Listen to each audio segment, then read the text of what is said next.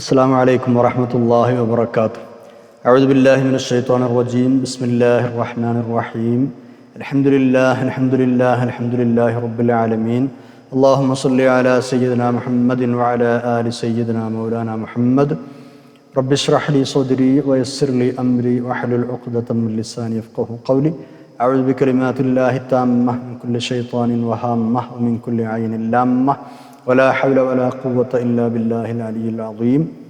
ബഹുമാന്യരായ മുഅ്മിനീങ്ങളെ മുഅ്മിനാത്തുകളെ, പരിശുദ്ധ ഖുർആനിലെ 229 പേജാണ് ഇന്ന് റൈഹാൻ ഖുർആൻ ക്ലാസ്സിൽ നമുക്ക് പഠിക്കാനുള്ളത്. അല്ലാഹു തആല നമ്മുടെ ഈ സംഗമം സ്വാലിഹായ അമലായി ഖബൂൽ ചെയ്യട്ടെ. നമ്മൾ ദുആ ചെയ്യാൻ കടപ്പെട്ട എല്ലാ ആളുകൾക്കും, പ്രത്യേകിച്ച് നമ്മുടെ മാതാപിതാക്കൾ, ഉസ്താദുമാർ, മുഫസ്സിറുകൾ, പണ്ഡിതന്മാർ, ഈ ക്ലാസ് കേൾക്കുന്നവർ, പിന്നീട് റെഫർ ചെയ്യുന്നവർ, എല്ലാ മുഅ്മിനാത്തുകൾക്കും അല്ലാഹു തആല രണ്ട് ലോകത്തും ഖൈർ പ്രദാനം ചെയ്യട്ടെ. ആമീൻ യാ റബ്ബൽ ആലമീൻ. നമ്മൾ ആദ്യമായി 229 പേജിൻ്റെ പാരായണമാണ് നിർവഹിക്കുന്നത്. അഊദു ബില്ലാഹി മിനശ് ശൈത്വാനിർ റജീം. ബിസ്മില്ലാഹിർ റഹ്മാനിർ റഹീം. ഖാല യാ ഖൗമി അറഅയ്തും ഇൻ കുൻതു അലാ ബയ്യിനത്തിൻ മിർ റബ്ബി വആതാനി മിൻഹു റഹ്മതൻ ഫമൻ യൻസുറുനി മിനല്ലാഹി ഇൻ അസൈതുഹു ഫമാ തസീദൂനനി ഗൈറ തഖ്സീർ. ويا قوم هذه ناقة الله لكم آية فذروها تأكل في أرض الله ولا تمسوها بسوء فيأخذكم عذاب قريب. فعقروها فقال تمتعوا في داركم 3 أيام ذلك وعد غير مكذوب. فلما جاء أمرنا نجينا صالحا والذين آمنوا معه برحمة منا ومن خزي يومئذ إن ربك هو القوي العزيز.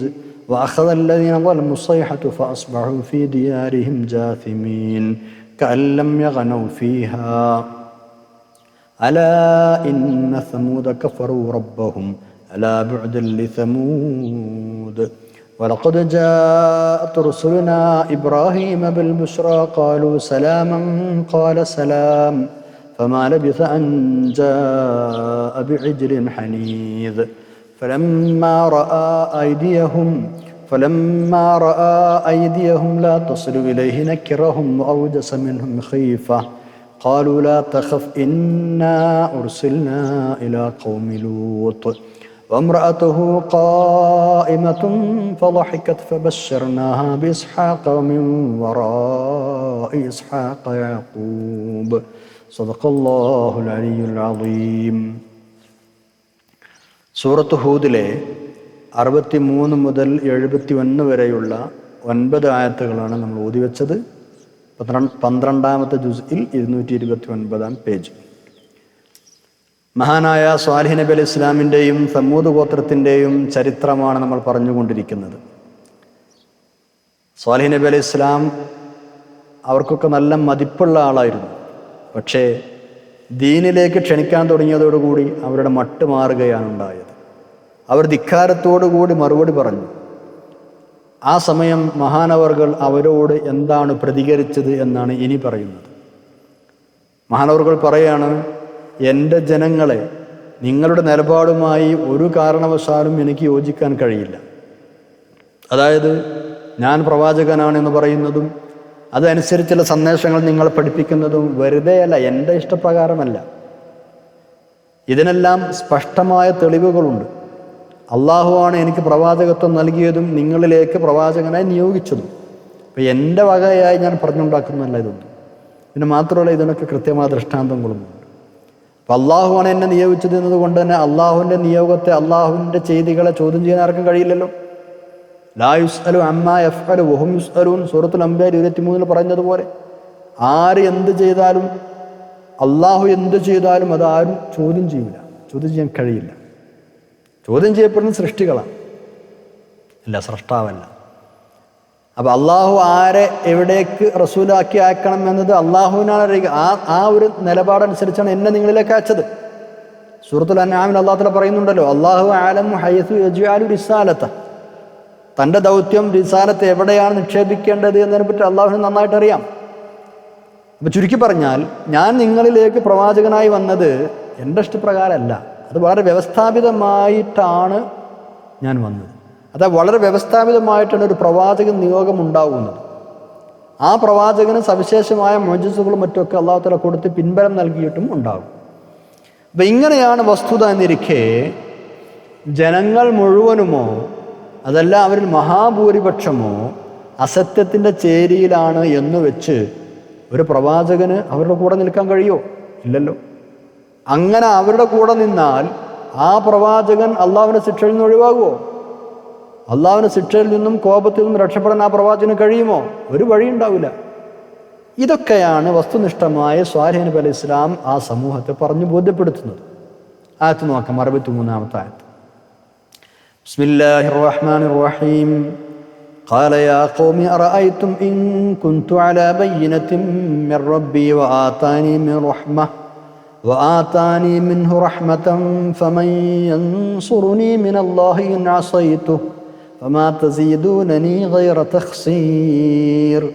قال മഹാനവറുകൾ പറയുകയാണ്, യാ ഖൗമി, എൻ്റെ സമൂഹമേ, അറഅയ്തും, നിങ്ങൾ ആലോചിക്കുന്നുണ്ടോ? അല്ലെങ്കിൽ നിങ്ങളൊന്ന് പറഞ്ഞു തരുമോ? രണ്ടർത്ഥവും പറയാം അല്ലേ. ഇൻ കുന്തു, ഞാൻ ആണെങ്കിൽ, അലാ ബയ്യിനത്തിൻ, തെളിവിന്മേലാണെങ്കിൽ, മിർ റബ്ബി, എൻ്റെ നാഥൻ്റെ പക്കൽ നിന്നുള്ള ദൃഷ്ടാന്തത്തിന്മേലാണ് ഞാൻ നിലകൊള്ളുന്നത് എങ്കിൽ, വആതാനി മിൻഹു, അള്ളാഹു എനിക്ക് തന്നിരിക്കുന്നു, മിൻഹു, അവൻ്റെ ഭാഗത്ത് നിന്ന്, റഹ്മത്തൻ, കാരുണ്യം, അള്ളാഹു എനിക്ക് അവൻ്റെ ഭാഗത്തു നിന്നുള്ള കാരുണ്യം തരികയും അവൻ്റെ ഭാഗത്തു നിന്നുള്ള ദൃഷ്ടാന്തങ്ങളിൽ മേൽ ഞാൻ നിലകൊള്ളുകയും ഒക്കെ ആയിരിക്കെ എന്നിട്ടും ഞാൻ അവനെ ധിക്കരിക്കുകയാണെങ്കിൽ, ഇനി അവൻ്റെ ശിക്ഷ എന്നിൽ നിന്നും, അവൻ്റെ ശിക്ഷ വരുമ്പോൾ എന്നെ സഹായിക്കാൻ ആരുണ്ടാവുക? അതാണ് ചോദിക്കുന്നത്. അള്ളാഹു എനിക്ക് റഹ്മത്ത് തന്നിട്ടുണ്ട്, എന്നെ ദൃഷ്ടാന്തങ്ങൾ തന്നെ അയച്ചിട്ടുണ്ട്. അപ്പോൾ ഇതൊക്കെ ഈ ഒരു അവസ്ഥയിൽ ഇനിയും ഞാൻ നിങ്ങൾ പറഞ്ഞത് കേട്ട് നിങ്ങളെ കൂടെ കൂടുകയാണെങ്കിൽ, ഫമയ്യൻസുറുനി, അപ്പോൾ ആരാണ് എന്നെ സഹായിക്കാനുണ്ടാകുക? മിനല്ലാഹി, അള്ളാഹുവിൽ നിന്ന്. ഇൻ അസൈതുഹു, ഞാൻ അള്ളാഹുവിനെ ധിക്കരിച്ചാൽ. ഇങ്ങനെയൊക്കെയാണെങ്കിൽ, ഇങ്ങനെയൊക്കെയായ ഒരു അവസ്ഥയിലാണ് ഞാൻ എന്നിരിക്കെ, ഇൻ അസൈതുഹു, ഞാൻ അവനെ ധിക്കരിക്കുകയാണെങ്കിൽ അള്ളാഹുവിന് ശിക്ഷ വരുമ്പോൾ എന്നെ സഹായിക്കാൻ ആരാണ്ടാവുക?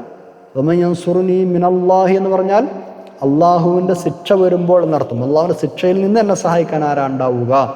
ഇൻ അസൈതുഹു, ഞാൻ അവരെ ധിക്കരിക്കുകയാണെങ്കിൽ. അതുകൊണ്ട് ഞങ്ങളുടെ കൂടെ കൂടുന്നില്ല എന്ന് പറയാൻ അർത്ഥം. ഫമാ തസീദൂനനി ഗൈറ തഖ്സീർ, അപ്പോൾ നിങ്ങൾ എനിക്ക് കൂടുതൽ നഷ്ടം വരുത്തി വെക്കുക എന്നത് മാത്രമേ സംഭവിക്കൂ. ഞാൻ നിങ്ങളെ കൂടെ കൂടുകയാണെങ്കിൽ എന്താ സംഭവിക്കുക?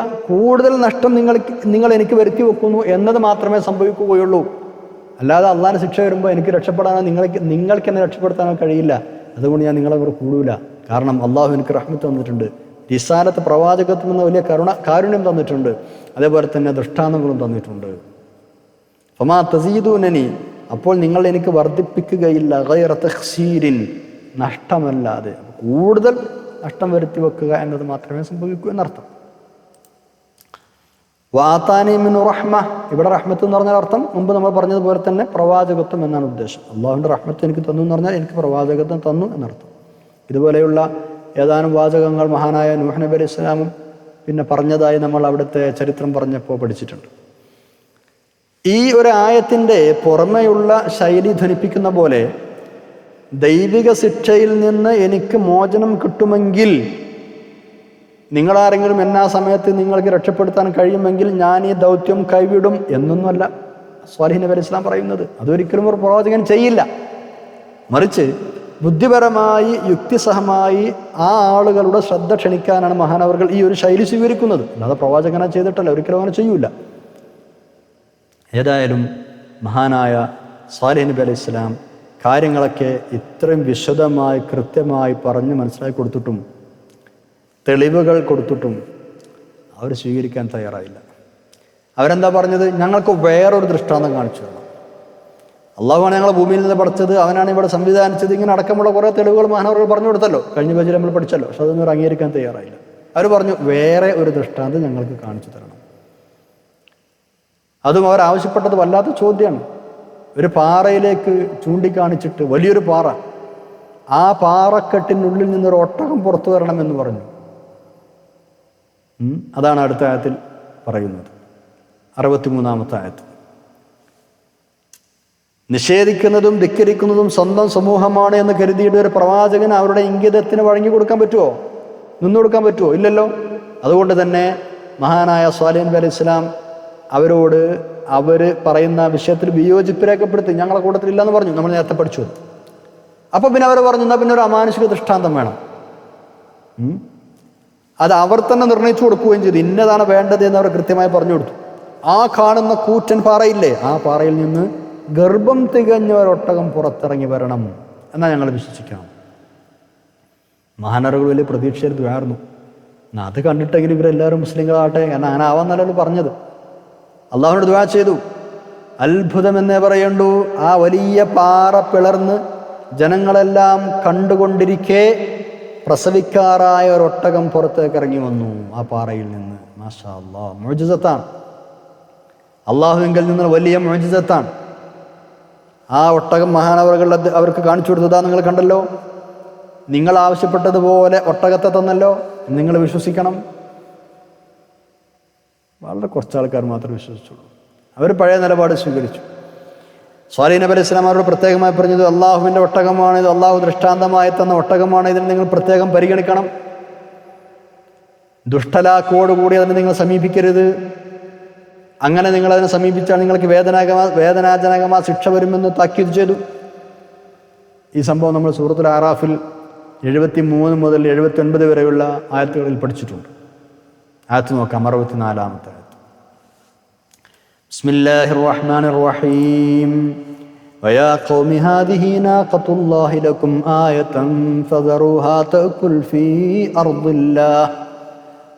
ഫീ അർദില്ലാഹി വലാ തമസ്സൂഹാ ബിസൂഇൻ ഫയഖുദകും അദാബുൻ ഖരീബ്. വയാ ഖൗമി, എൻ്റെ സമൂഹമേ, ഹാദിഹി നാഖത്തുല്ലാഹി ലക്കും ആയ, നിങ്ങൾക്കിതാ ദൃഷ്ടാന്തമായി അള്ളാഹുവിൻ്റെ ഒട്ടകം. ലക്കും ആയ, നിങ്ങൾക്ക് ദൃഷ്ടാന്തമായി ഇതാ അള്ളാഹുവിൻ്റെ ഒട്ടകം. ഫദറൂഹ, അതുകൊണ്ട് നിങ്ങൾ അതിനെ വിട്ടേക്കുക. തഅകുൽ ഫീ അർദില്ലാഹ്, അള്ളാഹുവിൻ്റെ ഭൂമിയിൽ അതങ്ങനെ മേഞ്ഞു നടക്കട്ടെ. അള്ളാഹുവിൻ്റെ ഭൂമിയിൽ മേഞ്ഞു നടക്കാനായി നിങ്ങളതിനെ വിട്ടേക്കുക. ഫദറൂഹ എന്ന് പറഞ്ഞാൽ നിങ്ങളതിനെ ഒഴിവാക്കി വിട്ടേക്കുക. വലാ തമസ്സൂഹ, നിങ്ങൾ അതിനെ സ്പർശിക്കരുത്. ബിസൂഇൻ, ഒരു ദ്രോഹവും ചെയ്തുകൊണ്ട്. എന്ന് പറഞ്ഞാൽ ഒരുവിധ ദ്രോഹവും നിങ്ങൾ അതിനെ ചെയ്യരുത്. വലാ തമസ്സൂഹ, ആ ഒട്ടകത്തെ നിങ്ങൾ സ്പർശിക്കരുത്. ബിസൂഇൻ, ഒരു ദ്രോഹം കൊണ്ട്, ഒരു ദ്രോഹം ആ ഒട്ടകത്തിന് ചെയ്യരുത്. അങ്ങനെ നിങ്ങൾ ചെയ്താൽ ഫയഖുദകും അദാബുൻ ഖരീബ്, അങ്ങനെ സംഭവിച്ചാൽ വളരെ അടുത്തുള്ള ഒരു ശിക്ഷ, അത്യാസന്ന ശിക്ഷ നിങ്ങളെ പിടികൂടുന്നതാണ്. കാരണം അടുത്തന്നെ വരാനായിട്ടുണ്ട് ആ ശിക്ഷ. അതുകൊണ്ട് നിങ്ങളങ്ങനെ ചെയ്യരുത്. വളരെ പെട്ടെന്ന് നിങ്ങൾക്ക് ശിക്ഷ വരും എന്നർത്ഥം. പകൽ വെളിച്ചം പോലെ പ്രകടമായ, ഒരു നിലക്കും ദുർവ്യാഖ്യാനം ചെയ്യാൻ കഴിയാത്ത ഒരു ദൃഷ്ടാന്തമാണ് മഹാനവറുകൾ കാണിച്ചു കൊടുത്തത്. അതല്ലേ ഒട്ടകം. ആർക്കെങ്കിലും എന്തിനും പറയാൻ പറ്റും? ഒന്നും പറയാൻ കഴിയില്ല. വലിയൊരു പാറക്കെട്ടിൽ നിന്ന് പൂർണ്ണ ഗർഭിണിയായ 10 മാസം തികഞ്ഞ ഒരു ഒട്ടകം ഇറങ്ങി വന്നു.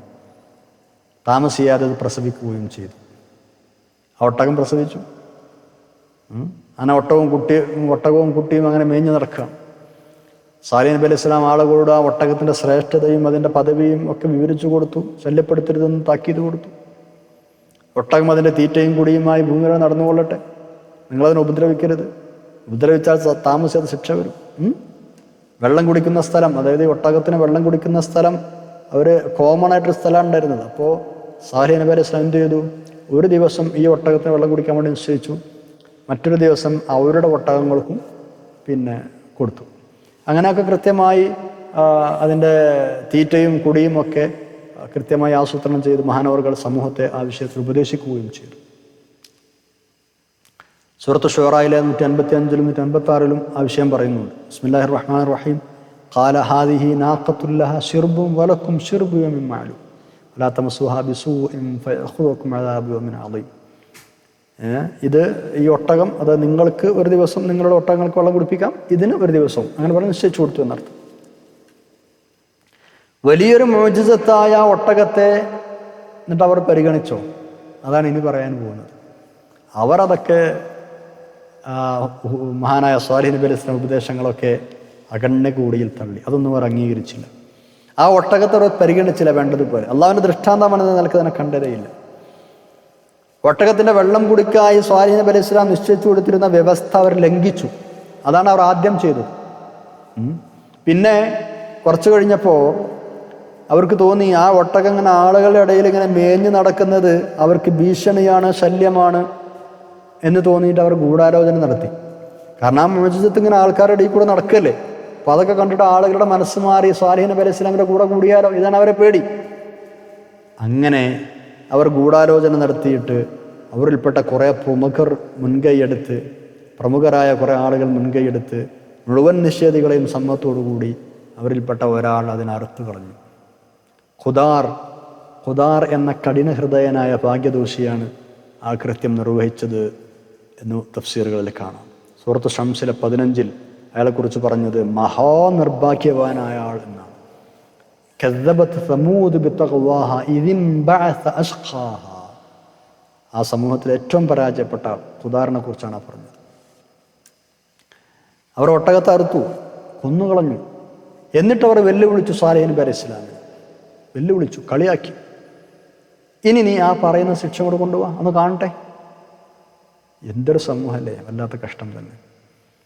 സഹതാപം നിറഞ്ഞ മനസ്സോടെ സ്വാലിഹ് നബി അലൈഹി സ്വലാം അവർക്ക് അന്ത്യശാസനം നൽകുകയാണ്. ഇനി എന്ത് പറഞ്ഞിട്ടവർ മനസ്സിലാക്കുന്നില്ല, അവർ അംഗീകരിക്കുന്നില്ല. പിന്നെന്താ ചെയ്യുക? മഹാനവറുകൾ അവർക്ക് അന്ത്യശാസനം കൊടുത്തു. 3 ദിവസത്തെ അവധി കൊടുത്തു. അതായത് ഇനി നിങ്ങൾക്ക് 3 ദിവസമേ ഭൂമിയിൽ സുഖമായി ജീവിക്കാൻ കഴിയുകയുള്ളൂ. അതോടെ ശിക്ഷ വരികയായി.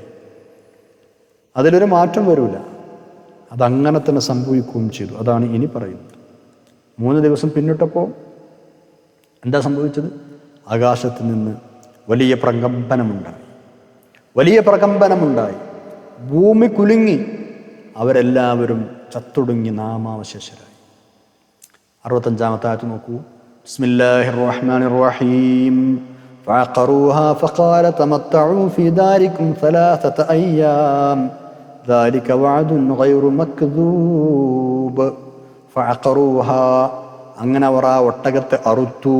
അഖറ എന്ന് പറഞ്ഞാൽ അറുത്തു. ഫഖാല, അപ്പോൾ പിന്നെ സ്വാലിഹ് നബി അലൈഹി സ്വലാം അവരോട് പറഞ്ഞു, തമത്തഉ ഫീ ദാരികും 3 അയ്യാം, 3 ദിവസം നിങ്ങൾ സുഖമായി നിങ്ങളുടെ വീടുകളിൽ താമസിച്ചോളൂ. തമത്തഉ, നിങ്ങൾ സുഖമായി താമസിച്ചോളൂ. ഫീ ദാരികും, നിങ്ങളുടെ വീടുകളിൽ 3 അയ്യാമിൻ, 3 ദിവസം. ദാലിക വഅദുൻ, അത് ഒരു വാഗ്ദത്തമാണ്, ഒരു വാഗ്ദാനമാണ്. ഗൈറു മക്ദൂബ്, കളവല്ലാത്തൊരു വാഗ്ദാനമാണ് എന്ന് പറഞ്ഞാൽ ഒട്ടും കളവല്ല, ഒരു താക്കീതാണിത് എന്നർത്ഥം. വഅദുൻ എന്ന് പറഞ്ഞാൽ വാഗ്ദാനം എന്നും അർത്ഥം പറയാം, താക്കീത് എന്നും അർത്ഥം പറയാം. ഗൈറു മക്ദൂബ്, കളവല്ലാത്ത, ഒട്ടും കളവല്ലാത്ത, സംഭവിക്കുമെന്നർത്ഥം. ആ ഒട്ടകത്തെ അവർ കുത്തിയേർത്തു. അപ്പോൾ നബി അവർക്ക് അന്ത്യശാസനം നൽകി. ഫഖാല, 3 ദിവസം നിങ്ങൾ താമസിച്ചോളൂ എന്ന് പറഞ്ഞാൽ അപ്പോഴേക്ക് നിങ്ങളെ ഉന്മൂലനം ചെയ്യുന്ന ശിക്ഷ എത്തുമെന്നർത്ഥം. അതാണ് നിങ്ങളുടെ അവധി എന്നർത്ഥം. ഭൗതിക സുഖങ്ങളിലും ആഡംബരങ്ങളിലും ആറാടുന്നത് കൊണ്ടാണല്ലോ മനുഷ്യൻ എപ്പോഴും സത്യം നിഷേധിക്കുന്നത്. ഈ ഒരു പ്രയോഗത്തിലുള്ള സൂചന അതാണ്. തമത്തഉ ഫീ ദാരികും, നിങ്ങൾ അറമാദിച്ചോളൂ എന്നർത്ഥം. 3 ദിവസം സത്യം അവഗണിച്ച് ഭൗതിക സുഖങ്ങളിൽ ആറാടിക്കഴിയാൻ പരമാവധി 3 നാൾ കൂടിയേ നിങ്ങൾക്കുള്ളൂ. അതെനിക്ക് സാധിക്കുള്ളൂ. ആ അവധിക്കിനി മാറ്റമില്ല. അങ്ങനെ ആ ശിക്ഷ വന്നു.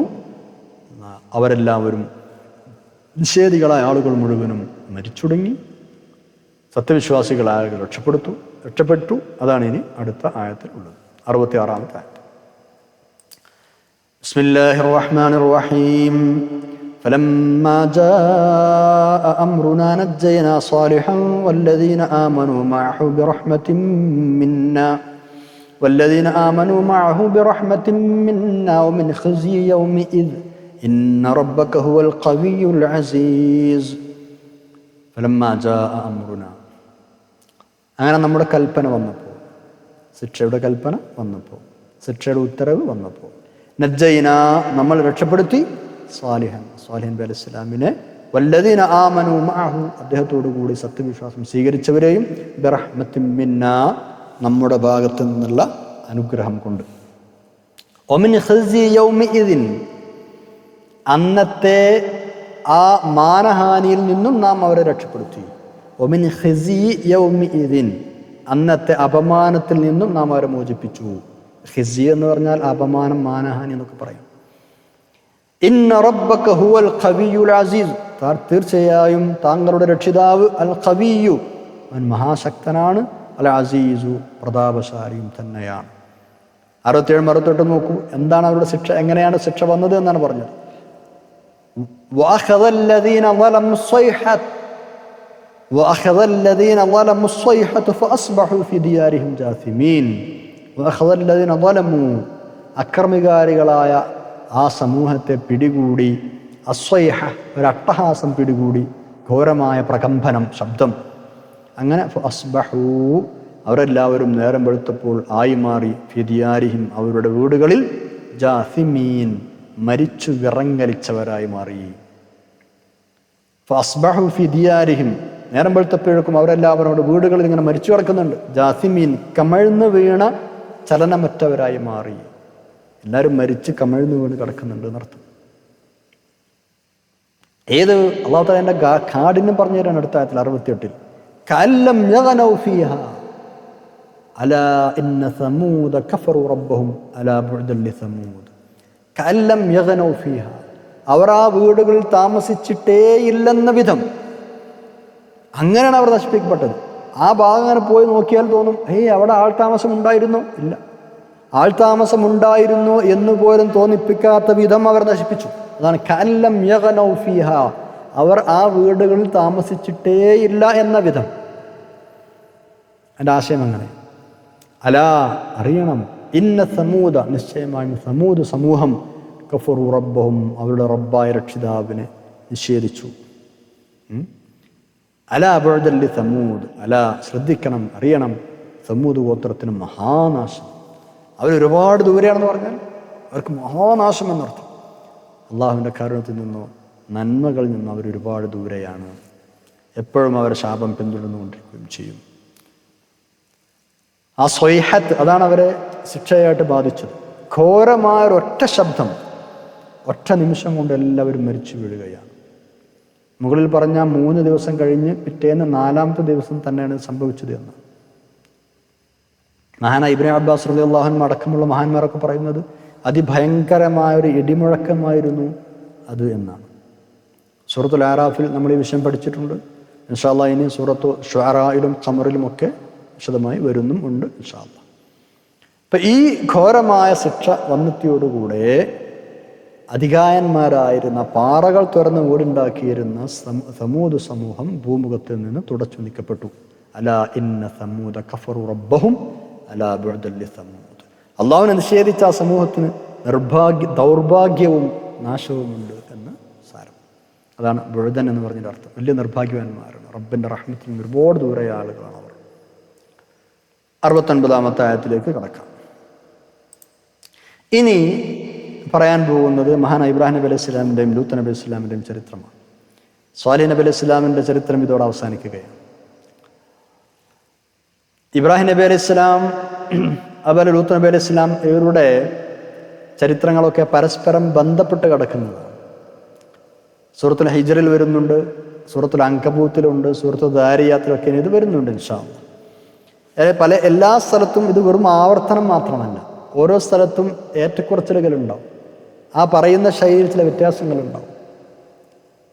21 വർഷത്തിനിടക്ക് റസൂലുള്ളാഹി സ്വല്ലല്ലാഹു അലൈഹി വസല്ലം തങ്ങൾ ദീനി പ്രബോധനം നടത്തുന്ന കാലയളവിൽ അവിടത്തേക്കും സമൂഹത്തിനും പാഠമായി അവരെ ആശ്വസിപ്പിക്കാൻ വേണ്ടി മുൻകാല സമൂഹങ്ങളുടെ ചരിത്രങ്ങൾ അത്ര ഇടയ്ക്കിടെ പറഞ്ഞുകൊണ്ടിരിക്കും. ആ ഇടയ്ക്കിടെ പറയുന്നതിലും ചില വ്യത്യാസങ്ങളുണ്ടാവും. ഖുർആൻ്റെ ഒരു ശൈലിയാണ്, വെറും ആവർത്തനമല്ല എന്ന് മനസ്സിലാക്കണം. ഇബ്രാഹിം നബി അലൈഹി സ്വലാം ഇറാഖിൽ നിന്ന് ഹിജ്റ ചെയ്ത് പോന്ന ആളാണ്. അവിടെയൊക്കെ നാടൊക്കെ കൂടി വിട്ട് ഇറാഖൊക്കെ വിട്ടിട്ട് പിന്നെ ഞങ്ങൾ പോന്നു ഫലസ്തീനിലേക്ക്. പോരുന്ന സമയത്ത് സഹോദരൻ്റെ മകനായ ലൂത്ത് നബി അലൈഹി സ്വലാമും കൂടെയുണ്ട്. ഇബ്രാഹിം നബി അലൈഹി സ്വലാമിൻ്റെ സഹോദരനായിരുന്ന ഹാറാൻ എന്നിവരുടെ മകനാണ് മഹാനായ ലൂത്ത് നബി അലൈഹി സ്വലാം. ഇബ്രാഹിം നബി അലൈഹി സ്വലാം വഴി നേരത്തെ തന്നെ സത്യവിശ്വാസം സ്വീകരിച്ച ആളാണ് ലൂത്ത് നബി അലൈഹിസ്സലാം. അവർ രണ്ടുപേരും ഫലസ്തീനിലെത്തുകയാണ്. പിന്നീട് ലൂത്ത് നബി അലൈഹി സ്വലാം സദൂം മേഖലയിൽ താമസമാക്കി. അധികം വൈകാതെ തന്നെ അവിടുത്തെ റസൂലായി മഹാനവറുകൾ നിയോഗിക്കപ്പെടുകയും ചെയ്തു. ഇബ്രാഹിം നബി അലൈഹി സ്വലാമിൻ്റെ അടുത്ത് അള്ളാഹുവിൻ്റെ മലായിക്കത്തുകളിൽപ്പെട്ട ഒരു സംഘം ദൂതന്മാർ വന്ന സംഭവമാണ് ഇനി നമ്മൾ പഠിക്കാൻ പോകുന്ന ആയത്തിൽ പറയുന്നത്. അള്ളാഹുവിൻ്റെ നിർദ്ദേശാനുസരണം പുറപ്പെട്ട മലക്കുകളായിരുന്നു അവർ. എന്തായാലും ഒരു ചുമതല ധിക്കാരികളായ നിഷേധികളായ ലോകത്ത് ആരും ചെയ്യാത്ത തമ്മാടിത്തരം ചെയ്ത ലൂത്ത് നബി അലൈഹി സ്വലാമിൻ്റെ ഖൗമിനെ നശിപ്പിക്കുക, അതാണ് അവരുടെ ദൗത്യം. അങ്ങനെ ലൂത്ത് നബി അലൈഹി സ്വലാമിൻ്റെ സമൂഹത്തിലേക്ക് പോകുന്ന വഴിയിൽ മറ്റൊരു ദൂതുമായി ഇബ്രാഹിം നബി അലൈഹി സ്വലാമിൻ്റെ വീട്ടിൽ കയറിയതാണ് ആ മലായിക്കത്ത്. ആ രംഗമാണ് അള്ളാഹു തആല ഇനിയുള്ള ആയത്തിൽ പറയുന്നത്. മലായിക്കത്ത് മനുഷ്യരൂപത്തിലായിരുന്നു, നല്ല സുമുഖരായ ചെറുപ്പക്കാർ. അവർ വീട്ടിലേക്ക് കയറി വരികയാണ്. സാധാരണ പോലെ ഇബ്രാഹിം നബി അലൈഹി സ്വലാമിൻ്റെ അസ്സലാമു അലൈക്കും എന്ന് പറഞ്ഞു. മഹാനവറുകൾ സലാം മടക്കി. അതിഥികളെ പോലെയാണല്ലോ വന്നത്, മനുഷ്യന്മാരുടെ രൂപത്തിലാണല്ലോ. ആരാണ് എന്ന് ഇബ്രാഹിം നബിക്ക് ശരിക്കും മനസ്സിലായിട്ടില്ല അലൈഹിസ്സലാം. ഏതായാലും ഇബ്രാഹിം നബി അലൈഹി സ്വലാം പ്രിയനായിരുന്നു, വലിയ സൽക്കാരപ്രിയനാണ്. എന്നും അധിക ദിവസം സൽക്കാരത്തിന് ആളുണ്ടാവും പേർ വീട്ടിൽ എന്നാണ്. മാഷാ അല്ലാഹ്, ആരെങ്കിലൊക്കെ സൽക്കരിച്ചുകൊണ്ടിരിക്കും. അപ്പോൾ ഈ അതിഥികൾ വന്നത് കണ്ടപ്പോൾ മഹാനവർക്ക് വലിയ സന്തോഷമായി. അതിഥികളെ കിട്ടിയല്ലോ സൽക്കരിക്കാൻ. അങ്ങനെ അവർ നന്നായി സൽക്കരിക്കാൻ ഒരുങ്ങുകയാണ്. അന്നത്തെ പതിവനുസരിച്ച് അന്നത്തെ വളരെ വിശിഷ്ടമായ ആഹാരമായി കരുതിയിരുന്ന നല്ല തടിച്ച് കൊഴുത്തൊരു മൂരിക്കൊട്ടനെ അറുത്ത് കൽച്ചൂടയിൽ വെച്ച് വേവിച്ച് തയ്യാറാക്കിയിട്ട് ഭക്ഷണമൊക്കെ വിളമ്പി വെച്ചിട്ട് ആ അതിഥികളായ ആളുകളെ മുമ്പ് ക്ഷണിച്ചു ഭക്ഷണം കഴിക്കാൻ വേണ്ടി. മഹാനായ ഇബ്രാഹിം നബി അലൈഹി സ്വലാം മഹാനവറുകളും കൂടെ ഒന്നിച്ചിരുന്നു. ഇബ്രാഹിം നബി അലൈഹി സ്വലാമും ഭാര്യയുമാണ് വീട്ടിൽ താമസമുള്ളത്. അക്കാലത്തെ പതിവനുസരിച്ച് ഭാര്യയായിരുന്ന സാറാ ബീവി പരിചരിക്കാനും മറ്റുമൊക്കെയായി അവരുടെ അടുത്ത് തന്നെയുണ്ട്. ഒരു മറയുടെ അപ്പുറത്തായിരുന്നു നിന്നിരുന്നത് എന്ന അഭിപ്രായവും പലരും രേഖപ്പെടുത്തിയിട്ടുണ്ട്. ആ സംഭവമാണ് 69 പറയുന്നത്. നോക്കാം, ആയത്ത് നോക്കാം. ബിസ്മില്ലാഹിർ റഹ്മാനിർ റഹീം. വലഖദ് ജാഅത് റുസുലുനാ ഇബ്രാഹീമ ബിൽ ബുശ്റാ ഖാലൂ സലാമാ ഖാല സലാമുൻ ഫമാ ലബിസ അൻ ജാഅ ബിഇജ്ലിൻ ഹനീദ്. വലഖദ് ജാഅത് റുസുലുനാ ഇബ്രാഹീം. ഇബ്രാഹിം നബി അലൈഹി സ്വലാമിൻ്റെ അടുക്കൽ നമ്മുടെ ദൂതന്മാർ വന്നു. ബിൽ ബുശ്റ, സന്തോഷ വാർത്തയുമായി വരിക തന്നെ ചെയ്തു. വലഖദ് ജാഅത്, വരിക തന്നെ ചെയ്തു. റുസുലുന, നമ്മുടെ ദൂതന്മാർ ഇബ്രാഹിം നബി അലൈഹി സ്വലാമിൻ്റെ അടുക്കൽ ബിൽ ബുശ്റ, സന്തോഷ വാർത്തയുമായി. അങ്ങനെ അവർ വന്നിട്ട് ഖാലു, അവർ പറഞ്ഞു സലാമൻ, അവർ സലാം പറഞ്ഞു, അസ്സലാമു അലൈക്കും പറഞ്ഞു. അപ്പോൾ ഖാല സലാം, ഇബ്രാഹിം നബി അലൈഹി സ്വലാം അത് മടക്കുകയും ചെയ്തു, പ്രത്യഭിവാദ്യം ചെയ്യുകയും ചെയ്തു. അങ്ങനെ ഫമാ ലബിസ, ഏറെ കഴിഞ്ഞില്ല, അൻജാ, മഹാനവറുകൾ കൊണ്ടുവന്നു. ബിഇജ്ലിൻ ഹനീദ്, വേവിച്ച കാളക്കുട്ടനുമായി, നല്ല വേവിച്ച മൂരിക്കൊട്ടനുമായി മഹാനവറുകൾ അവരുടെ അടുത്തേക്ക് വരികയാണ്. ഫമാ ലബിസ, ഏറെ കഴിഞ്ഞില്ല, അൻജാ ബിഇജ്ലിൻ ഹനീദ്, മഹാനവറുകൾ വേവിച്ചൊരു കാളക്കുട്ടിയുമായി വന്നു. ലൈഫ് ഇബ്രാഹിം എന്നാണ് ഖുർആൻ ഇവരെ പരിചയപ്പെടുത്തിയത്. ഇബ്രാഹിം നബി അലൈഹി സ്വലാമിൻ്റെ അതിഥികൾ. സൂറത്ത് ദാരിയാത്തിൽ അങ്ങനെയാണ് പറയുന്നത്, സൂറത്തുൽ ഹിജറിൽ അങ്ങനെയാണ് പരിചയപ്പെടുത്തുന്നത്. സൂറത്ത് ദാരിയാത്ത് നോക്കൂ. ബിസ്മില്ലാഹിർ റഹ്മാനിർ റഹീം. ഫറാഗ ഇലാ അഹ്ലിഹി ഫജാഅ ബിഇജ്ലിൻ സമീൻ. ആ ഒരു സംഭവം പറയുന്ന ആയത്തുകളാണ് 26, 27. അവിടെയൊക്കെ ലൈഫ് ഇബ്രാഹിം, ഇബ്രാഹിം നബി അലൈഹി സ്വലാമിൻ്റെ അതിഥികൾ.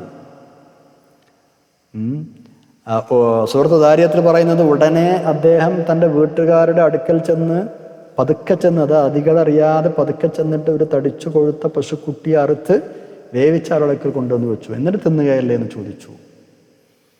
ഫജാഅ ബിഇജ്ലിൻ സമീൻ എന്നാണ് അവിടെ പറഞ്ഞത് സൂറത്ത് ദാരിയത്ത്. എന്നാൽ തടിച്ചു കൊഴുത്തൊരു ഒരു മൂരിക്കുട്ടി എന്നർത്ഥം. ബിഇജ്ലിൻ ഹനീദ് എന്നാൽ വേവിച്ച ഒരു കാളക്കുട്ടി എന്നർത്ഥം. അപ്പോൾ അതിഥികൾക്ക് കൊടുക്കുന്നത് നല്ല ഭക്ഷണമായിരിക്കണം എന്ന് ഇവിടുന്ന് മനസ്സിലാക്കണം. ഒരുപാട് ആതിഥ്യ മര്യാദ ഈ ആയത്തുകളിൽ അല്ലാഹു തആല നമ്മളെ പഠിപ്പിക്കുന്നുണ്ട്. അപ്പോൾ ഇബ്രാഹിം നബി അലൈഹി സ്വലാമിൻ്റെ അടുക്കിലേക്ക് അതിഥികൾ കയറി വന്നപ്പോൾ അവരറിയാതെ മെല്ലെ ചെന്നിട്ടാണ് ഭക്ഷണം തയ്യാറാക്കുന്നത്. അല്ല അവരോട് നമുക്ക് ഭക്ഷണം വേണോ ഉണ്ടാക്കട്ടെ എന്ന് ചോദിക്കല്ല, അവർക്ക് ഭക്ഷണം റെഡിയാക്കുക. അങ്ങനെ പോയിട്ട് അറിയാതെ ഭാര്യയുടെ അടുത്ത് പോയി അവർ രണ്ടുപേരും കൂടെ ഒക്കെ ശരിയാക്കി പിന്നെ അതിൻ്റെ കാര്യങ്ങളൊക്കെ നിർവഹിച്ച് എന്നിട്ടെല്ലാം റെഡിയാക്കി വന്നിട്ട് ഇതാ കഴിക്കല്ലേ എന്ന് ചോദിക്കുകയാണ്.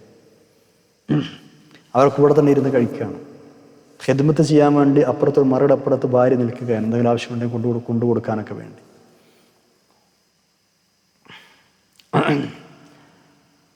അട്ടെ, 70-ാമത്തെ ആയത്ത് നോക്കാം. ഇങ്ങനെ ഭക്ഷണം കൊണ്ടുവന്ന് വിളമ്പി വെച്ചിട്ടും അവർ കഴിക്കാൻ തയ്യാറാകുന്നില്ല, കഴിക്കാൻ തുടങ്ങുന്നില്ല. അവരെ കൈ ആ ഭക്ഷണത്തിൻ്റെ തളികയിലേക്ക് നീളുന്നില്ല. ഇത് കണ്ടപ്പോഴാണ് അദ്ദേഹത്തിന് പേടിയായത്. ഇബ്രാഹിം നബി അലൈഹി സ്വലാമിന് സംശയം തോന്നി, ചെറിയൊരു പേടിയും തോന്നി. എന്താ ഇവർ കഴിക്കാത്തത്? അത് അവരോട് തുറന്നു പറയുകയും ചെയ്തു. സൂറത്ത് ഹിജ്റിൽ അങ്ങനെ തന്നെ അല്ലാഹു തആല പറയുന്നുണ്ട്. ബിസ്മില്ലാഹിർ റഹ്മാനിർ റഹീം യദ്ഖലു അലൈഹി ഫഖാലു സലാമൻ ഖാല ഇന്നാ മിൻകും വജിലൂൻ. നബി അലൈഹി സ്വലാം പറയാം, ഞങ്ങൾക്ക് നിങ്ങളെക്കുറിച്ച് പേടി തോന്നുന്നു. എന്താ ഭക്ഷണം കഴിക്കാത്ത, നിങ്ങളെ കൈ എന്താ അതിലേക്ക് നീളാത്തത്? അപ്പോഴാണ് വന്ന അതിഥികൾ കാര്യം വ്യക്തമാക്കിയത്, അവരാരാണ് എന്ന് തുറന്നു പറഞ്ഞത്, സ്വന്തം പരിചയപ്പെടുത്തിയത്. ഞങ്ങൾ മലക്കുകളാണ്, ഞങ്ങൾ വന്നത് ലൂത്ത് നബി അലൈഹി ഇസ്ലാമിൻ്റെ ജനത നശിപ്പിക്കാൻ വേണ്ടി ഞങ്ങൾ പോവാണ്, ആ പോണ വഴിക്ക് നിങ്ങളടുത്തുനിന്ന് കയറിയതാണ് എന്ന് മറുപടി പറഞ്ഞത്. ആയത്ത് നോക്കാം. ബിസ്മില്ലാഹിർ റഹ്മാനിർ റഹീം ഫലമ്മാ റഅ അയ്ദിയഹും ലാ തസ്ലു ഇലൈഹി നക്റഹും വഅവജസ മിൻഹും ഖൈഫ ഖാലു ലാ തഖഫ് ഇന്നാ ഉർസിൽനാ ഇലാ ഖൗമി ലൂത്ത് ഫലമ്മാ റഅ, അദ്ദേഹം കണ്ടപ്പോൾ, മഹാനായ ലൂത്ത് നബി അലൈഹി സ്വലാം കണ്ടപ്പോൾ, മഹാനായ ഇബ്രാഹിം നബി അലൈഹി സ്വലാം കണ്ടപ്പോൾ, ഐദിയഹും അവരുടെ കൈകളെ, ലാ തസ്ലു ഇലൈഹി അതിലേക്ക് നീളാത്തതായി കണ്ടപ്പോൾ, കാരണം ഭക്ഷണത്തിൻ്റെ തളികയിലേക്ക്, ആ കൊണ്ടുവന്ന മൂരിക്കുട്ടിയിലേക്ക് ഇവരുടെ കൈകൾ എത്താത്തതായി മഹാനവറുകൾ കണ്ടപ്പോൾ, നക്കിറഹും അദ്ദേഹത്തിന് അവരെപ്പറ്റി ശങ്ക തോന്നി, സംശയം തോന്നി. നക്കിറഹും അവരെപ്പറ്റി സംശയം തോന്നി, അപരിചിതത്വം തോന്നി എന്നാണ് ശരിക്കും അർത്ഥം. സംശയം തോന്നി. വഔജസ മിൻഹും ഖൈഫ അവരെക്കുറിച്ച് മഹാനവറുകൾക്ക് പേടിയും തോന്നി. വഔജസ മിൻഹും ഖൈഫ ഭയം അനുഭവപ്പെടുകയും ചെയ്തു, അവരെക്കുറിച്ച് പേടി തോന്നുകയും ചെയ്തു. അപ്പോൾ ചോദിച്ചു, നിങ്ങൾ ആരാന്ന് ചോദിച്ചു. അപ്പോഴാണ് അവർ പറഞ്ഞത് ഖാലു, ആരാന്ന് ചോദിച്ചു എന്നതിൽ ഇവിടെ പറഞ്ഞിട്ടുള്ള സൂറത്ത് ഹിജ്റിൽ പറഞ്ഞു, നമ്മൾ നേരത്തെ പറഞ്ഞല്ലോ. ഖാലു അവർ മറുപടി പറഞ്ഞു, ലാ തഖഫ് നബി നിങ്ങൾ പേടിക്കണ്ട. ഇബ്രാഹിം നബിയോട് പറയണം, നിങ്ങൾ പേടിക്കണ്ട. ഇന്ന നിശ്ചയമായും ഞങ്ങൾ ഉർസിൽന ഞങ്ങൾ നിയോഗിക്കപ്പെട്ടിരിക്കുന്നു ഇലാ ഖൗമി ലൂത്ത്, ലൂത്ത് നബി അലൈഹി സ്വലാമിൻ്റെ ഖൗമിലേക്ക് നിയോഗിക്കപ്പെട്ട, അവർ നശിപ്പിക്കാൻ വേണ്ടി പറഞ്ഞയക്കപ്പെട്ട ദൂതന്മാരാണ് ഞങ്ങൾ, അതുകൊണ്ട് നിങ്ങൾ പേടിക്കണ്ട. ഞങ്ങൾ മലക്കുകളാണ്, ഞങ്ങൾ ഭക്ഷണം കഴിക്കില്ല. ഈ വന്ന മലക്കുകൾ 3 പേരായിരുന്നു എന്നാണ് മഹാനായ ഇബ്നു അബ്ബാസ് റളിയല്ലാഹു അൻഹു അടക്കമുള്ള മുഫസ്സിറുകൾ രേഖപ്പെടുത്തിയിട്ടുള്ളത്. വേറെയും ചില അഭിപ്രായങ്ങൾ കാണാം. ഇന്നാ ഉർസിൽനാ ഇലാ ഖൗമി ലൂത്ത്, ലൂത്ത് നബി അലൈഹി സ്വലാമിൻ്റെ ഖൗമിലേക്ക് നിയോഗിക്കപ്പെട്ടു, എന്നാൽ അവരെ നശിപ്പിക്കാൻ നിയോഗിക്കപ്പെട്ടു. എന്താണ് അവരെ നശിപ്പിക്കാൻ കാരണം? വളരെ മോശമായ ഒരു പ്രവൃത്തി ചെയ്തുകൊണ്ടിരുന്ന സമൂഹമായിരുന്നു അവർ. തീരെ മാന്യതയില്ലാത്ത, വൃത്തിഹീനരായ, സംസ്കാരശൂന്യരായ ആളുകൾ.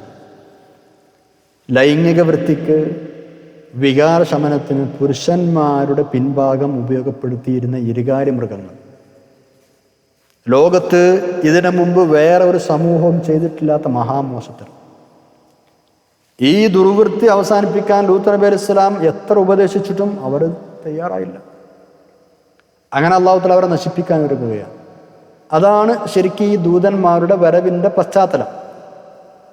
അങ്ങനെ അങ്ങോട്ട് പോകുന്ന വഴിക്ക് മഹാനായ ഇബ്രാഹിം നബി അലൈഹി സ്വലാമിനെ സന്ദർശിക്കാൻ ഒരു സന്തോഷ വാർത്ത കൈമാറാൻ വേണ്ടി എത്തിയതാണ്. 71-ാമത്തെ ആയത്ത് നോക്കാം. അവ മലക്കുകളെ സ്വന്തം പരിചയപ്പെടുത്തി, ഞങ്ങൾ മലക്കുകളാണ് അല്ലേ, ഇന്ന കാര്യത്തിന് വന്നതാണ്. ഇത് ഒരു ലക്ഷ്യം. ലൂത്ത് നബി അലൈഹി സ്വലാമിന്റെ സമുദായത്തെ നശിപ്പിക്കുകയാണ് ഞങ്ങളുടെ വരവിൻ്റെ ഒരു ലക്ഷ്യം. ഇനി വേറൊരു ലക്ഷ്യം കൂടെ ഉണ്ട്. ആ ലക്ഷ്യം എന്താണെന്നാണ് ഇനിയുള്ള ആയത്തിൽ പറയുന്നത്. ഭർത്താവിനും അതിഥികൾക്കും ഭക്ഷണം തയ്യാറാക്കി കൊടുത്ത് വീട്ടുകാരിയായ സാറാ ബീവി അപ്പുറത്തൊരു മറയുടെ അപ്പുറത്തുണ്ടായിരുന്നു, നമ്മൾ നേരത്തെ പറഞ്ഞല്ലോ. വേണ്ടത് അന്വേഷിക്കാനും കൊണ്ടുകൊടുക്കാനും ഒക്കെ അവിടെ നിൽക്കുന്നത് അതിഥിക സൽക്കാരത്തിൻ്റെ ഒരു ഭാഗങ്ങളാണത്. അല്ല അതിഥികൾക്ക് ഭക്ഷണം വെച്ചു കൊടുത്തിട്ട് ഒഴിവാക്കി വിടല്ല, ഞങ്ങൾ ഓരോ തിന്നട്ടെ, അവരായി അവരാ പാടായി എന്ന് പറഞ്ഞിട്ട് അങ്ങനെ ഒഴിവാക്കി വിടല്ല വേണ്ടത്. അവരെ സൽക്കരിക്കണം, പക്ഷെ ഓവറായിട്ടെടുത്ത് ബുദ്ധിമുട്ടിക്കരുത്. അവർ കഴിക്കണം, അവരിട്ട് കഴിക്കണം. അവരെ ബുദ്ധിമുട്ടിച്ചിട്ട് കഷ്ടപ്പെടുത്താനും പാടില്ല. ആവശ്യമുള്ളത് കഴിക്കാൻ പറയാം, നിങ്ങൾ വീട് പോലെ തന്നെയാണെന്ന് പറയാം, ഇഷ്ടമുള്ളത് കഴിച്ചുകൂടെ എന്ന് പറയാം, ഫോർമാലിറ്റി വേണ്ടെന്ന് പറയാം. ഇതൊക്കെ ആദ്യത്തിൻ്റെ മര്യാദകളാണ്. അപ്പോൾ ഇങ്ങനെ സാറാ ബീവി പറയുന്നതൊക്കെ കേൾക്കുന്നുണ്ട്. അതായത് ലൂത്ത് നബി അലൈഹി ഇസ്ലാമിൻ്റെ സമുദായത്തെ നശിപ്പിക്കാൻ വേണ്ടി പോവുകയാണെന്ന് പറഞ്ഞത് കേട്ടപ്പോൾ ഭയങ്കര സന്തോഷമായി. ആ സന്തോഷം കൊണ്ട് സാറാ ബീവി ചിരിച്ചുപോയി. സാറാ ബീവി ചിരിച്ചു എന്ന് ഇനിയുള്ള ആയത്തിൽ പറയുന്നുണ്ട്. ആ ചിരിച്ചത് എന്തിനായിരുന്നു എന്നതിൽ ബഹുഭൂരിഭാഗം മുഫസ്സിറുകൾ പറഞ്ഞ അഭിപ്രായമാണ് ഇപ്പോൾ നമ്മൾ ഈ പറഞ്ഞത്. ചിരിച്ചത് എന്തിനായിരുന്നു എന്നതിന് വേറെയും ചില അഭിപ്രായങ്ങളൊക്കെ രേഖപ്പെടുത്തപ്പെട്ടിട്ടുണ്ട്. എന്തുകൊണ്ടായിരുന്നു മഹദി ചിരിച്ചത്? ഇപ്പം നമ്മളിങ്ങനെ പഠിക്കപ്പോൾ, അതായത് ലൂത്ത് നബി അലൈഹി ഇസ്ലാമിൻ്റെ സമൂഹം നശിപ്പിക്കപ്പെടുമെന്ന് കേട്ടപ്പോഴുള്ള സന്തോഷം കൊണ്ട് മഹദി ചിരിച്ചുപോയി. ആട്ടെ, ഈ അവസരത്തിലാണ്, മഹദി ചിരിച്ച ആ സമയത്താണ് മലക്കുകൾ അവരുടെ വരവിൻ്റെ രണ്ടാമത്തെ ഉദ്ദേശം അറിയിക്കുന്നത്. എന്താണെന്നറിയോ? സാറാ ബീവിയെ, നിങ്ങൾക്ക് ഇസ്ഹാഖ് എന്നൊരു കുട്ടി ഉണ്ടാകും. ആ കുട്ടിക്ക് പിറകെ യാക്കൂബ് എന്ന മറ്റൊരു കുട്ടി ഉണ്ടാകും. ഇസ്ഹാഖ് എന്നൊരു മകനുണ്ടാവും. ആ ഇസ്ഹാഖ് എന്ന മകന് യാക്കൂബ് എന്ന മറ്റൊരു മകനുണ്ടാവും. അതുവരെ അവർ ജീവിക്കും. ഇങ്ങനൊരു സന്തോഷ വാർത്ത അറിയിച്ചു കൊടുത്തു. ഈ ഒരു സന്തോഷ വാർത്ത ഈ ഒരു ബുഷ്ര അറിയിക്കാൻ വേണ്ടിയാണ് മലായിക്കത്തുകൾ വഴിയിൽ ഇബ്രാഹിം നബി അലൈഹി സ്വലാമിൻ്റെ വീട്ടിൽ കയറിയത്. ആയത്ത് നോക്കാം. ബിസ്മില്ലാഹിർ റഹ്മാനിർ റഹീം. وامرأته قائمة فضحكت فبشرناها بإسحاق ومن وراء إسحاق يعقوب. وامرأته, ഇബ്രാഹിം നബി അലൈഹി സ്വലാമിൻ്റെ ഭാര്യ സാറാ ബീവി, ഖായിമത്തുൻ, അവിടെ നിൽക്കുന്നുണ്ടായിരുന്നു. ഫളഹിക്കത്ത്, അപ്പോൾ അവർ ചിരിച്ചു. ഈ ഒരു സന്തോഷ വാർത്ത കേട്ടപ്പോൾ, അതായത് ലൂത്ത് നബി അലൈഹി ഇസ്ലാമിൻ്റെ സമുദായം നശിപ്പിക്കപ്പെടാൻ പോവുകയാണെന്ന വാർത്ത കേട്ടപ്പോൾ അവർ ചിരിച്ചു. ഫളഹിക്കത്ത്, അപ്പോൾ അവർ ചിരിച്ചു. ഫബശ്ശർനാഹ, ആ സമയത്ത് നമ്മൾ അവർക്ക് സന്തോഷ വാർത്ത അറിയിച്ചു. ഇസ്ഹാഖ് എന്ന മകനുണ്ടാകുമെന്ന് സന്തോഷ വാർത്ത അറിയിച്ചു. ഒമിൻ വറാ ഇസ്ഹാഖിന് പിറകെ യാക്കൂബ് എന്ന മകനുണ്ടാകുമെന്നും സന്തോഷ വാർത്ത അറിയിച്ചു. അലൈഹിമുസ്സലാം, എല്ലാവരും പ്രവാചകന്മാരാണ്. സന്തോഷ വാർത്ത അറിയിച്ചത് മലക്കുകൾ മുഖേനയാണെങ്കിലും സത്യത്തിൽ അള്ളാഹു ആണല്ലോ ആ സന്തോഷ വാർത്ത അറിയിക്കുന്നത്. അള്ളാഹുവിൽ നിന്നുള്ളതാണല്ലോ അത്. അതുകൊണ്ടാണ് ബശ്ശർന, നാം സന്തോഷ വാർത്ത അറിയിച്ചു എന്ന് അള്ളാഹു തആല പറയുന്നത്. ഇബ്രാഹിം നബി അലൈഹി ഇസ്ലാമിന് ഹാജർ ബീവിയിൽ റളിയല്ലാഹു അൻഹ ഇസ്മായിൽ അലൈഹി ഇസ്ലാം എന്നൊരു മകൻ മുമ്പേ ജനിച്ചിട്ടുണ്ട്. അതിനുശേഷമാണ് സാറാ ബീവിയിൽ മറ്റൊരു കുട്ടി കൂടി ജനിക്കാനിരിക്കുന്നു എന്ന സന്തോഷ വാർത്ത മലക്കുകൾ അറിയിക്കുന്നത്. അവർ വലിയ വൃദ്ധന്മാരായി കഴിഞ്ഞിരുന്നു, വയോവൃദ്ധരായിരുന്നു രണ്ടുപേരും. അതുകൊണ്ട് തന്നെ ഈ ഒരു സമയത്ത് കുഞ്ഞുണ്ടാവുക എന്ന് പറഞ്ഞത് അവരെ വല്ലാതെ അത്ഭുതപ്പെടുത്തി. ആ അത്ഭുതം രേഖപ്പെടുത്തി അവർ ശരിക്കും തുറന്നു പറഞ്ഞു മലായിക്കത്തിനോട്. അതാണ് ഇനി അടുത്ത പേജിൽ അള്ളാഹു തആല പറയുന്നത്. അള്ളാഹുവിനിപ്പോൾ ഒന്നും പ്രയാസകരമല്ലല്ലോ. അപ്പം ഈ ഒരു വയസ്സായ കാലത്തും കുട്ടികളുണ്ടാവേ, അത്ഭുതം തന്നെയാണല്ലോ എന്നാണ് അവർ അതിന് മറുപടിയായി പറഞ്ഞത്. അത് ഇൻഷാ അല്ലാഹ് അടുത്ത പേജിൽ ആയത്തിൽ വരുന്നുണ്ട്, അവിടെ പഠിക്കാം. ഒമിൻ വറാ ഇസ്ഹാഖ യാക്കൂബ് എന്ന് പറഞ്ഞാൽ ഇസ്ഹാഖ് നബി അലൈഹി ഇസ്ലാമിൻ്റെ പുത്രനായിട്ടാണ് യാക്കൂബ് നബി അലൈഹി ഇസ്ലാം വരിക. അതിനാണ് വറാ എന്ന് പ്രയോഗിച്ചത്. വഴിയെ എന്ന് പറഞ്ഞതിൻ്റെ ഉദ്ദേശം പിറകെ എന്നാണ് ശരിക്കും വറാ എന്ന് പറഞ്ഞാൽ അർത്ഥം. ഇത്രയുമാണ് ഇന്നത്തെ പേജിൽ നമുക്ക് പഠിക്കാനുള്ളത്. ഇൻഷാ അല്ലാഹ് ദുആ ചെയ്ത് പിരിയാം. അൽഹംദുലില്ലാഹി റബ്ബിൽ ആലമീൻ. അല്ലാഹുമ്മ സ്വല്ലി അലാ സയ്യിദിനാ മുഹമ്മദിൻ വഅലാ ആലി സയ്യിദിനാ മൗലാനാ മുഹമ്മദ്. അള്ളാഹു ഞങ്ങൾ പറഞ്ഞതും കേട്ടതും പഠിച്ചതുമെല്ലാം സ്വാലിഹായ അമലായി സ്വീകരിക്കണം തമ്പുരാന്. മഹാന്മാരായ പ്രവാചകന്മാരെക്കുറിച്ച് ഞങ്ങൾ പഠിക്കുന്നത് അവരോട് കൂടെ നാളെ റസൂലുള്ളാഹി സ്വല്ലല്ലാഹു അലൈഹി വസല്ലം കൂടെ ജന്നാത്തുൽ ഫിർദൗസിൽ ഒരുമിച്ച് കൂട്ടിത്തരണം തമ്പുരാന്. ഹിസാബില്ലാതെ സാബിഖ് അദാബില്ലാതെ സ്വർഗ്ഗത്തിൽ കിടക്കുന്നവരെ കൂടി ഞങ്ങൾ എല്ലാവരും ചേർക്കണം. അല്ലാഹ് ഞങ്ങളുടെ ഉമ്മമാർ, ഉപ്പമാർ, ഉസ്താദുമാർ, വേണ്ടപ്പെട്ട ആളുകൾ ദുആ കൊണ്ട് വസിയത്ത് ചെയ്തവർ, ഞങ്ങൾ ദുആ ചെയ്യണം. കടപ്പെട്ടവർ, ഈ ക്ലാസ് എടുക്കാൻ ഞങ്ങൾ റെഫർ ചെയ്യുന്ന മഹാന്മാരായ പണ്ഡിതന്മാർ, എല്ലാവർക്കും നീ രണ്ട് ലോകത്തും ഖൈർ പ്രദാനം ചെയ്യണം തമ്പുരാന്. ഞങ്ങളെല്ലാവരെയും ആക്കബത്ത് നന്നാക്കണേ അല്ലാഹ്. എല്ലാ തെറ്റുകളും പുറത്തു തരണം റഹ്മാന്. അല്ലാഹുമ്മ ജൽ ജംഅനാ ഹാദാ ജംഅൻ മർഹൂമ വതഫറഖനാ മിൻ ബഅദിഹി തഫറഖൻ മഅസൂമ വലാ തജഅൽ അല്ലാഹുമ്മ ഫീനാ വലാ മിന്നാ വലാ മഅനാ ശഖീന വലാ മത്റൂദന വലാ മഹ്റൂമ. റബ്ബനാ ആതിനാ ഫിദ് ദുനിയാ ഹസനതൻ വഫിൽ ആഖിറതി ഹസനതൻ വഖിനാ അദാബൻ നാർ. ربنا تقبل منا إنك أنت السميع العليم وتب علينا إنك أنت التواب الرحيم. آمين برحمتك يا أرحم الراحمين. وصلى الله تعالى وسلم على خير خلق سيدنا محمد وعلى آله وصحبه أجمعين. سبحان ربك رب العزة عما يصفون وسلام على المرسلين والحمد لله رب العالمين. നിങ്ങൾ എല്ലാവരും ദുആ ചെയ്യണം. سبحانك اللهم وبحمدك أشهد أن لا إله إلا أنت أستغفرك وأتوب إليك. السلام عليكم ورحمة الله وبركاته.